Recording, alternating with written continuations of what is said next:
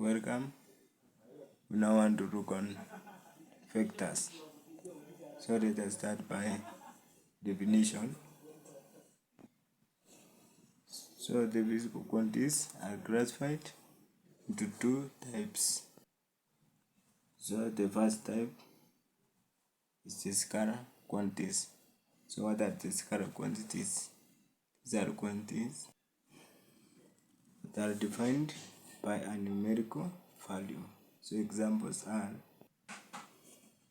time, mass, temperature, energy, volume, and others like length, light. Yes. And now the second type is the vector quantities or vectors. So what are they? These are quantities that are defined by both numerical value and a direction in the space. So examples are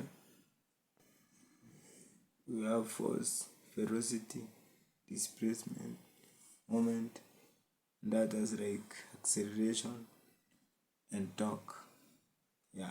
So we want to look at these quantities but mainly on the vectors in detail. So vectors are mainly written in the form of two capital letters with an arrow above them to denote the sense of direction. Example, a vector can be in this form where A is our starting point and B is the end point. This arrow is here to indicate that the direction of this vector is from A to B. Yes. So axis of reference of X, O, Y, and O, Z form a right and a Z. So consider this diagram here. So the symbols I, J, and K denote unit vectors, the direction OX, OY, and OZ respectively. Here, so the vector OB, which is R, is represented in this form. So OB is given in this form and R written in this form denotes that it is the modulus of R. Right. Want to move to the other section of vectors, that is the direction cosines. Here, so consider this diagram. Right. Here, so the direction of OB is denoted by stating the direction cosines of the angles made by OB and the three coordinate axes. So these direction cosines are expressed as here. So these are the direction cosines. So let us look at an example. If B is the point 326, find the modulus or the magnitude of R and the direction cosines.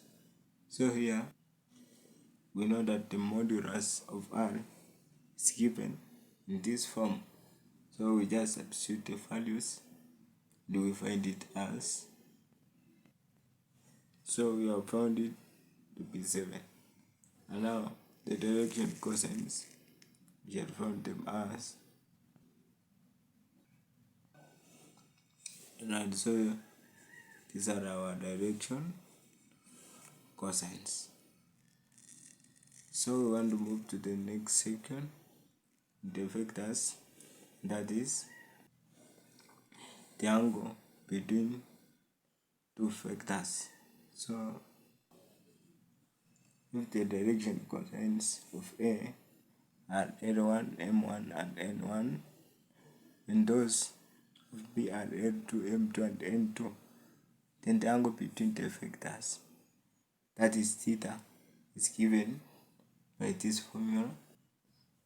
The cosine of this angle is the sum of the product of each two unit vectors of the same direction. So we want to look at an example.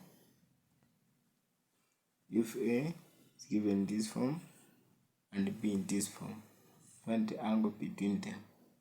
So here the first thing is to find the direction cosines of each of the vectors. So let us start with A. So here the magnitude of the resultant vector R is given as here. So the direction cosines for A are these ones.